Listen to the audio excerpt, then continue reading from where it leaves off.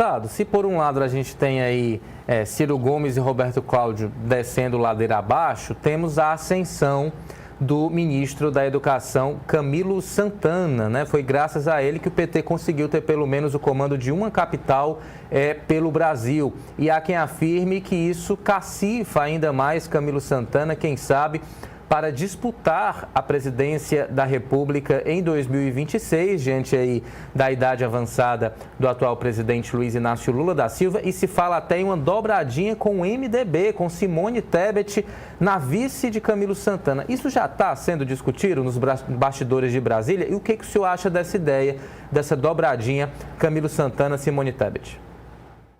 Bom, o MDB, né, sempre foi um partido equilibrado, sempre foi um partido de centro. Eu sempre votei no presidente Luiz Inácio Lula da Silva, pela pessoa do presidente, mas pelas suas ações voltadas para as pessoas mais simples, mais carentes, as pessoas mais humildes, que sempre tiveram a sua esperança depositada nas ações políticas de um grupo ou de um partido político. O MDB sempre foi um aliado do PT. O PT e o MDB sempre tiveram uma simbiose em relação à defesa dos interesses dos mais simples, dos mais humildes, dos mais pobres desse Brasil. O MDB nunca foi um partido radical. O MDB sempre foi um partido de centro para a esquerda, nunca foi de direita também, do centro para a esquerda. Então, eu sinceramente, sou eleitor do presidente Lula, tenho certeza que o ministro Camilo tem essa convicção igual a minha, de que o Lula, né, querendo ser candidato a presidente da República, terá integralmente o nosso apoio. Se o presidente Lula, obviamente, não for candidato mais uma vez, porque eu entendo de outra forma, não pela idade, mas entendo porque o presidente Lula já foi três vezes presidente da República eleito. Saiu de um momento muito difícil da política brasileira, saiu injustiçado, passou vários meses encarcerado injustamente, do meu ponto de vista, e se tornou o presidente do Brasil, levando essa mesma posição para o mundo, né, de alguém que foi injustiçado durante esse período. Aquele período obscuro, que eu não quero falar muito dele. O que eu quero dizer é que, se o presidente Lula, né, e essa avaliação não é apenas minha, essa avaliação é avaliação ampla, política, daqui dos bastidores de Brasília, das conversas de Brasília, que se o presidente Lula não for o candidato a presidente da República, naturalmente, estou falando naturalmente, o candidato que substituirá o presidente Lula será o ministro Camilo Santana. Por quê? O ministro Camilo Santana tem demonstrado equilíbrio, tem demonstrado que a força da população não está no discurso radical de A ou de B.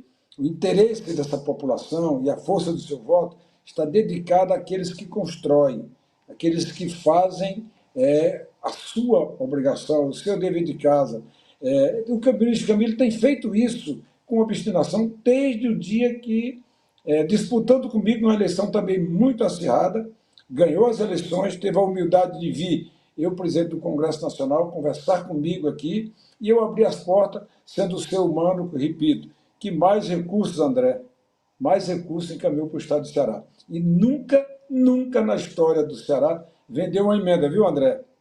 É bom que você responda a mim o que eu estou perguntando nesse momento a você. Mas eu quero voltar aqui, não quero nenhum radicalismo, nenhuma discussão que não está dentro da nossa discussão aqui nesse momento, dizer que o Ministério da Educação evoluiu bastante com a presença do ministro Camilo. Foi lançado o pé de meia, né? No Ceará foi lançado em primeira mão a escola de tempo integral, quando o ministro Camilo criou a escola de tempo integral no estado do Ceará. Então, ele tem uma história bonita, né, de vida e de política.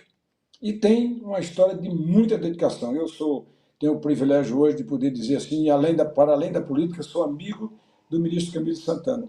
E eu acompanho muito de perto pela relação que nós temos no dia a dia. Então, Camilo está preparado. Camilo, se o presidente Lula, repito, se o presidente Lula for candidato, eu, Camilo, todos nós estaremos ao seu lado.